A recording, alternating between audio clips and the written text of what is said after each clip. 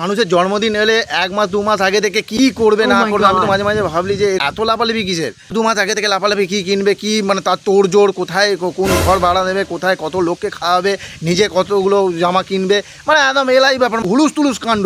আমি তো ভাই ছোটোবেলা থেকে মানে জন্মদিন আসে যায় বুঝতে পারি না, আর জন্মদিন এলে আমি স্যাড হয়ে পড়ি। সবাই শুয়ে মানে আমি জন্মালাম কেন, জন্মালাম কি করলাম, কেন, কিসের জন্য, কি এইটা ভাবতে ভাবতেই বছর ঘুরে যায়, আবার জন্মদিন চলে আসে।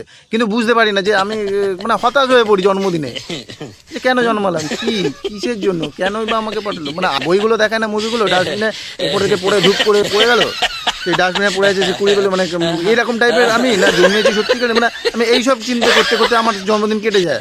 ছোটোবেলাতে তো জানতামই না যে জন্মদিন কোন ডেটে বা কিছু, এইসব তো জানতাম না। এখন তবু একটু মনে আছে যে এই ডেটে হয়। আর আমাদের জন্মদিন ভাই ওই রকম ডেট ফেটে কোনো মাইনে রাখে না, অমুক তারিখের অমুক ডেটে অমুক তিথি নক্ষত্রে জন্মেছে, ওইসব কোনো ব্যাপার নয় আমাদের। জন্মদিন মানে ওই মাস অনুযায়ী ক্যালকুলেট হয় আমাদের ওই ডেট অনুযায়ী হয় না, যে 4 তারিখ বা 5 তারিখ ওইসব কোনো ধার ধারি না আমরা।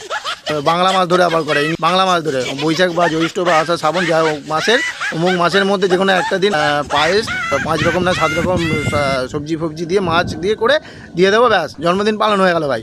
এখন দেখছি মানে জন্মদিন মানে একটা হুলুস হুলুস কাণ্ড। ওদেরকে দেখে ভাবি ওরাই জন্মেছে, আমরা কি জন্মাইনি না কি, আমরা কি অন্য গ্রহের মানুষ?